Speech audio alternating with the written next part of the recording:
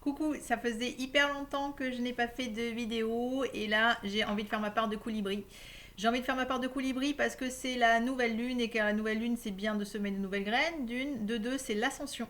L'ascension est le Vésac. Donc l'ascension c'est un moment où l'énergie est propice pour faire des pas vers nous-mêmes. On va dire que c'est exponentiel, un peu comme cette sagesse du début d'année où on dit tu prends les 12 premiers jours je crois et ce que tu fais sur ces 12 premiers jours va ressembler aux 12 mois de l'année. Quoi. Ils vont donner le ton pour chaque mois.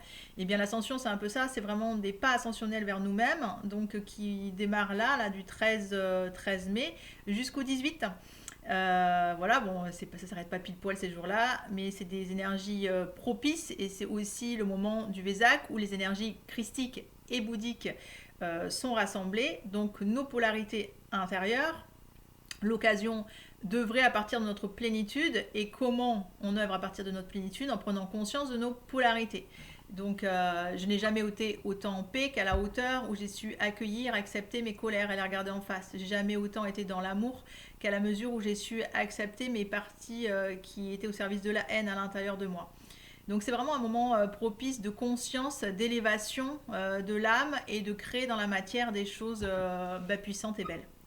Donc je viens faire mon colibri pour ça parce que évidemment il y a la nouvelle lune et évidemment il y a l'ascension qui est propice à créer. Et, et cette ascension qui est propice à créer, tout le monde n'a pas dormi, beaucoup en ont conscience. Et le gouvernement en a conscience. Et c'est pour ça que le 19 mai, nous avons le suppositoire de bien-être qui arrive. Et je vais vous expliquer ce que j'appelle le suppositoire de bien-être. Et donc voilà, donc pourquoi je parle de ça? Je parle de ça, je vais faire un petit retour en arrière, rapide sur ma vie perso. J'avais 13 ans, j'ai décidé d'aller vers l'anorexie mentale. Enfin, je suis tombée dans l'anorexie mentale, on appelle ça tomber, mais moi je pense que c'est un choix puisque c'est une recherche inconsciente de spiritualité. Je me sentais engluée, je me sentais engoncée dans des costumes qui n'étaient pas les miens. J'avais tout pour être heureuse, hein. J'avais des parents qui n'avaient pas la télé, je n'avais pas le téléphone, je vivais connectée à la nature. Mais mon malheur, c'était quand j'allais à l'école. Mon malheur, c'était justement quand j'allais proche de cette société qui était, je sentais bien, tournée beaucoup plus sur la voir et le paraître que sur l'être. Donc j'étais quand même complètement en décalage. Et j'ai eu la chance en plus après avec des parents qui voyagent, de connaître, d'appréhender la vie au Maroc, en Afrique notamment, pendant un certain laps de temps, où on se levait au rythme du soleil, on mangeait comme on pouvait, connecté à la nature, avec des chants qui immergeaient, des danses, euh, un rapport humain, un rapport de solidarité, des vraies relations en fait.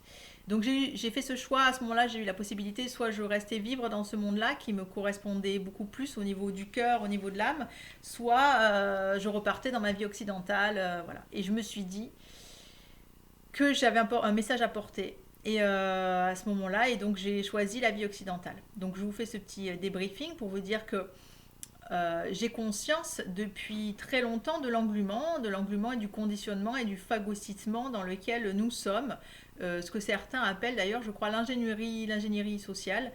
Et donc vous pouvez aller voir des vidéos là-dessus, hein, je ne vais pas vous faire une vidéo de 50 ans.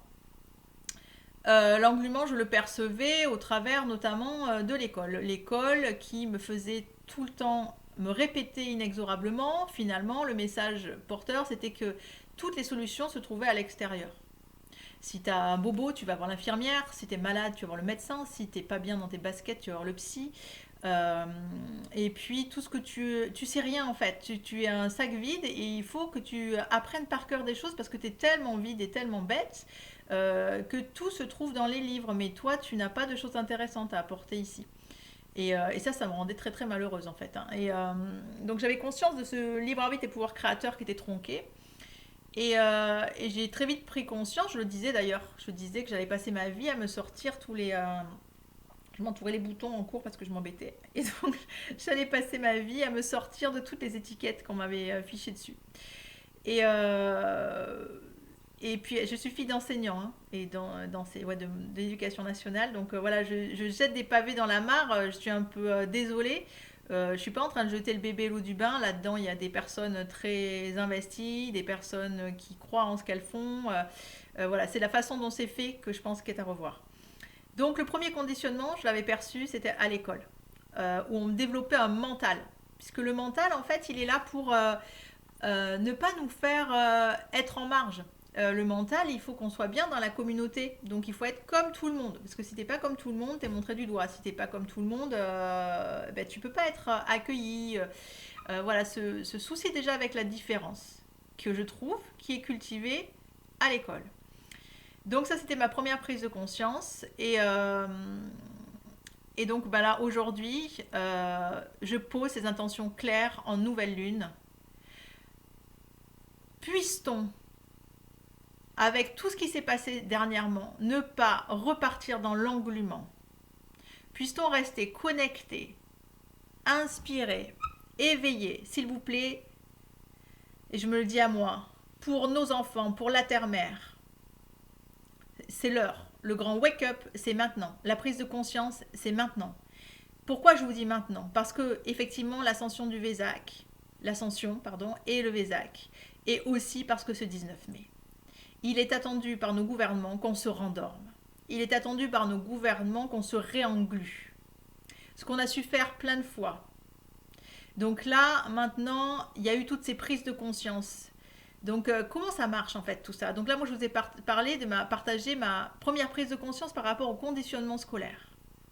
Vous avez peut-être entendu parler du codex alimentaire. Qu'est-ce que c'est que le codex alimentaire? Je ne vais pas vous faire une théorie là-dessus. Il y a quelqu'un qui a inventé, qui a eu l'idée de génie de comment endormir le peuple et empoisonner le peuple avec le codex alimentaire. Le codex alimentaire, c'était comment endormir le peuple. Donc, avec suffisamment pour leur faire passer autant de pilules qu'on veut finalement. Codex alimentaire, ça a été avec les lobbying, laitage, avec le lobbying du sucre, malgré tout ce que les médecins ont dit là-dessus, et tout ça, ça a été dit haut et fort. Mais avant ça, je vais revenir en arrière, puisque moi j'ai fait un devoir de philo, j'avais 17 ans, sur la boîte noire. Vous savez ce que c'est la boîte noire? Je vous laisse un petit peu chercher la boîte noire. La boîte noire, c'était la télévision. Beaucoup de penseurs et de philosophes ont dit haute tension, danger. Comment tenir un peuple au travers de ça? Personne ne les a écoutés. Moi, j'ai grandi sans. Je remercie encore mes parents pour ça. Donc, endormir le peuple, d'abord la télévision. Et puis ensuite, ça servait à quoi finalement la télévision? Ça a servi à passer, à matraquer suffisamment avec la répétition. Je rappelle que la répétition est la mère de tous les apprentissages. Quelque chose qui sera suffisamment répété un nombre de fois va créer des connexions neuronales pour devenir des convictions chez les gens. Donc attention à ce qu'on écoute, attention à ce qu'on fait rentrer dans sa tête, attention à qui on fréquente, c'est la même pour la télé. Attention à quand on allume la télévision, avec quelle intention j'allume la télévision. Est-ce que c'est par désuétude? Est-ce que c'est pour me nourrir? Combien de temps? Est-ce que je maîtrise ou est-ce que c'est la télévision qui me maîtrise? Donc voilà, première petite aparté sur la télévision. Et au travers de ça, qu'est-ce qu'on a développé? La consommation. Consommation. Donc, consommation. Eh bien, qu'est-ce qui intéresse les gens? C'est pas votre bien-être. Enfin, les gens. Qu'est-ce qui intéresse le gouvernement? Ce n'est pas votre bien-être. Qu'est-ce qui les intéresse à l'heure actuelle? C'est ce que vous allez pouvoir acheter. C'est votre argent qui les intéresse. Et que vous soyez rentable. Parce que si vous n'êtes pas rentable, vous n'avez pas d'argent. Donc, comment on va rendre les gens rentables et comment on va utiliser leur argent? Eh bien, il faut les faire consommer. Et pour les faire consommer, comment on va faire? On va créer du besoin. Qu'ils n'ont pas forcément. Hein. Et donc, comment on va leur créer du besoin? La télé va nous aider quand même de manière colossale. Et si la télé, il n'y a pas assez, après, il y a les journaux. Et donc, la première victime, s'il doit y avoir une victime à un bourreau, la première, celle qui va dépenser l'argent de la famille, c'est la femme. Donc, on va commencer par elle. Hein. D'abord, elle est trop grosse, elle est trop maigre. Donc, voilà. Donc ça, c'est... Je vous rappelle un peu les techniques de vente. Hein. Moi, j'ai fait du marketing éthique. Je ne vois pas ce qu'il y avait d'éthique là-dedans d'ailleurs, mais que j'ai refusé d'utiliser dans ma façon de faire. Et donc, dans la technique de vente, on crée un besoin. Donc, je prends par exemple le rasoir. Donc, le rasoir. Comment on va vendre du rasoir? Il faut faire prendre conscience à la nana qu'elle a des poils. Si elle les avait pas vus, mais regarde bien là, dans la glaciation. En plus, ils sont bruns. En plus, ils sont mal situés. Puis à l'heure actuelle, on est sur le paraître. Bon, ça craint. Tu vas être en marge. Tu vas être abandonné. Plus personne va t'aimer parce que tu auras trop de poils, quoi. Donc, il faut vraiment agiter la douleur pour lui faire consommer ce foutu rasoir qui est rapide, etc., etc. Bref, donc je vous fais le truc. Donc, créer un besoin. agiter la douleur et puis faire en sorte de passage à l'action. Si tu es quelqu'un qui est courageux, tu vas l'acheter tout de suite. Mais si tu es quelqu'un qui est pas très courageux, bah, tu vas l'acheter. Tu vas mettre trop de temps en fait pour l'acheter. Donc voilà, bref. Donc voilà les techniques de consommation. Petit débriefing sur le conditionnement scolaire. Le conditionnement au travers de la télévision, ingénierie sociale et puis donc par l'alimentation, le codex alimentaire. Donc en sachant effectivement que les sucres vont créer une addiction, on sait que c'est une drogue mais c'est pas grave, on continue. Et l'englument qui va créer avec le gluten par exemple, industriel, qui va créer des cancers, etc., etc. Donc ils savent très bien en fait qui crée la maladie et ils savent très bien comment endormir. Mais c'est qui qu'on endort là? Ouh, c'est nous en fait. C'est nous qui sommes endormis. Donc qu'est-ce qu'on choisit ici maintenant? C'est ça sa souveraineté. Qu'est-ce que je choisis de mettre dans mon estomac? Qu'est-ce que je choisis de mettre dans mes pensées? Et qu'est-ce que je veux vraiment pour moi? L'heure a sonné. Le 19 mai, ils savent très bien que ces énergies sont propices pour créer aussi bien le bien que le mal, sachant que ça c'est encore des divisions de l'esprit, puisque l'un nourrit l'autre. La preuve, c'est que finalement, pour nous vendre de la thérapie génique, c'était pas dit qu'ils allaient nous vendre ça, ils ont besoin d'argent là, et donc thérapie génique, comment on allait faire? Fallait créer une grosse maladie, quoi, une grosse maladie, et puis donc ils ont créé cette grosse maladie, en faisant bien peur et tout, et puis mince, le mauvais côté c'est que les gens du coup en les confinant, se sont rendus compte qu'ils étaient pas mal chez eux finalement, dans la nature, ils avaient moins de besoins. Et puis, ils ont des meilleures relations avec leurs proches et tout. Il ne faut pas que ça dure. Puis en plus, ils deviennent écologiques, ces abrutis. Donc là, c'est mauvaise blague, quoi. Donc non, on va rouvrir certains trucs, qui, comme ça, recréent un peu de dépendance. Voilà, puis sur les gens du travail où c'est le pire, quoi. Donc la chaîne et tout ça, la grande distrib. Donc on réouvre ça.